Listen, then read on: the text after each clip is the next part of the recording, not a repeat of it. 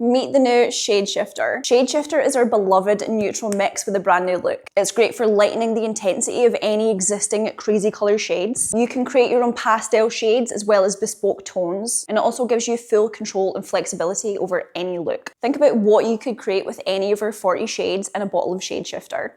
So let's get down to the nitty-gritty of why you should be using Shade Shifter. 1. Customization. You have full control to customize any of the shades in the crazy color range. Think about a vivid color melt. Utilizing Shade Shifter can give you the freedom to create a seamless and perfect gradient on the hair using as little as one shade and a bottle of Shade Shifter. Just always remember to lift the hair to the appropriate level when you're using lighter or pastel shades. Number 2.